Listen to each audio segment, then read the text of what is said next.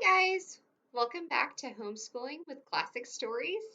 This week we read The Tale of Squirrel Nutkin, and so I wanted to show you some of the things that we did this week. So I wanted to start by showing you what we did for movement this week. You'll recall from the story that Squirrel Nutkin on the second day chooses to go and play with marbles. My son loves marbles, really loves marbles. So what we did was we took some of his marbles, and we took them outside. We live in the city, so we took them outside to a nearby parking lot that was empty, just for clarity, no cars anywhere. And so just kind of rolled them into the parking lot, and my son we have this apron. So just a normal, this is kind of a special looking apron, but it's just a normal apron. And so he just put the apron on. It's just a normal apron. So he put the apron on and he pretended to be a squirrel and he went and gathered up all the marbles and put it into his little apron pouch. And so basically, he just realistically ran around the parking lot gathering marbles. It is probably wise to know how many marbles you start with. I didn't do that. You might want to choose to do that yourself. So, like counting your marbles to make sure you come home with the same number of marbles as what you left with. We just have normal marbles, just like normal packs of marbles. So there's nothing special about these. We do have some shooters. So like if we had wanted to, we could have actually physically played the game marbles, which is what you see Squirrel Nutkin doing in the story. My son doesn't know how to play marbles though, so we didn't do that for board game this week, as like a board game substitute this week. I haven't I haven't taught him the game marbles yet. So this is what we did instead with the marbles that Squirrel Nutkin is playing with. Is he just ran around the parking lot, shoving them in. That lasted actually a really good amount of time. My son really likes to move a lot. And he really likes the marbles. So that was probably 30 minutes, 40 minutes of just outside activity with nothing, with an apron and some marbles. So this is a really good if you're struggling to find outdoor activities that you can do kind of with your child by themselves, that doesn't rely on them playing with other kids. This is a good one for like, chasing marbles across a parking lot. Your child is still running after them. It also sort of has that feel of like, kind of like hunting for Easter eggs. It sort of has that feel to it. So that's what we did this week for movement. For science, I don't really have anything to show you. Science we did in the bathtub. So the squirrels have to cross a body of water in order to get to old Mr. Brown's island. And so we did the concept of sink and float. So basically, just when he was in the bath each night this week, I brought in some different items for him to test whether they would sink or if they would float, and just kind of to observe that kind of dynamic of does this sink or does this float.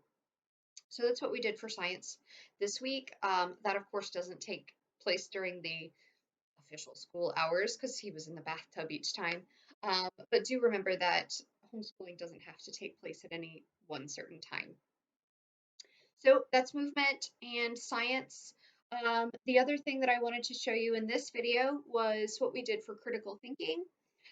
For critical thinking, we focused on patterns. So this is the worksheet that you'll find in the link below. It's just a worksheet for this week.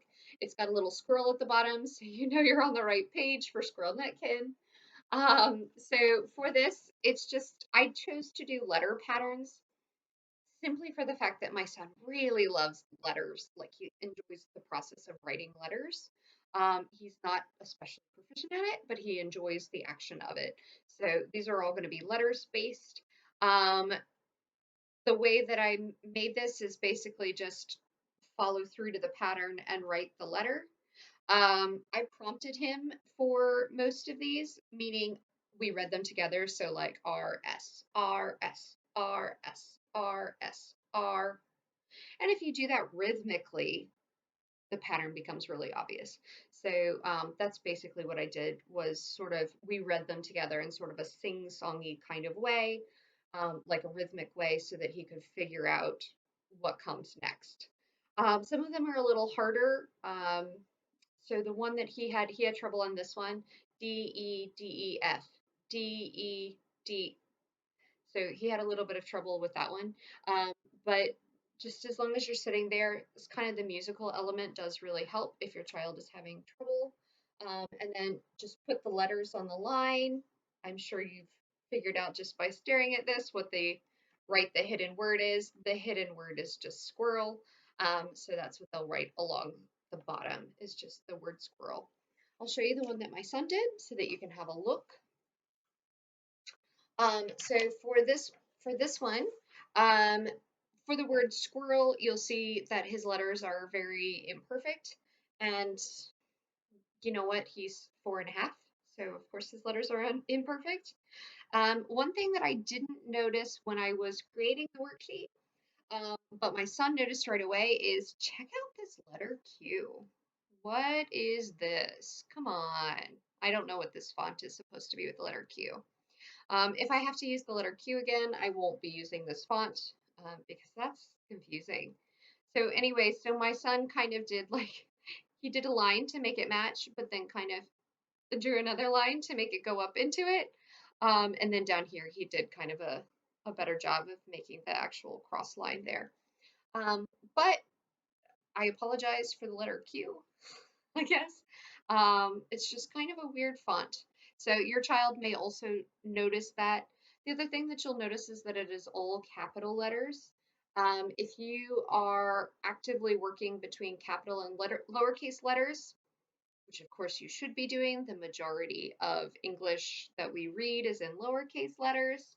Um, Keep in mind that this is not meant to be letter practice for the week. Please use this as critical thinking practice for the week, and then choose to do letters some other way.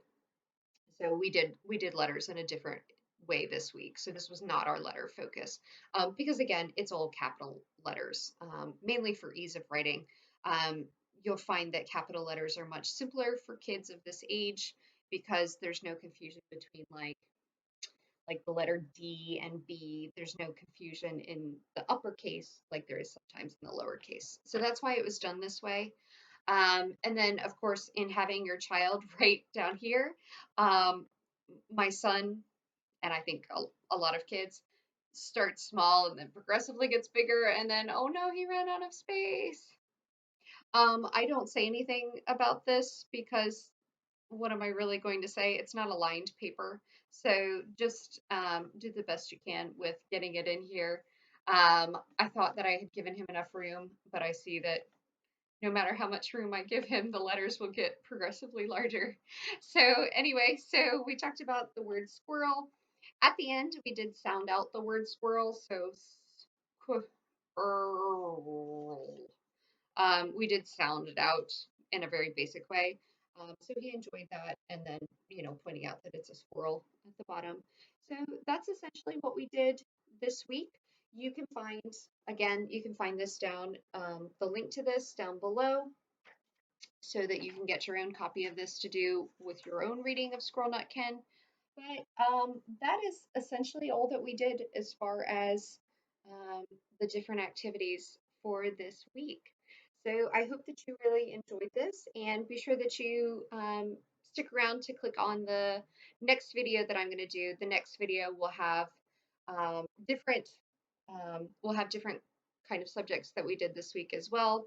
Remember that I'm only doing 6 subjects through these over these 2 videos, so 3 in each one, and I'm only going to do 2 of these videos a week. But we do other things, so keep that in mind. Is that this is not a complete thing to do. So like in one of the first videos, I showed you the Kumon book. If you want to supplement with stuff from that, or you want to supplement with other projects that you enjoy doing. As I mentioned, we did some letter study this week, looking at different letters. Outside of doing this, my son is working through some phonics. And then also like we did art and other things. So do keep in mind that just because you see 6 things happening, you will need to think about some other things to do. They just probably will not be Beatrix Potter related. So here are the things that are Beatrix Potter related, but obviously there will be other things that you can do throughout the week as well. So I'll see you in the next video. Have a lovely day.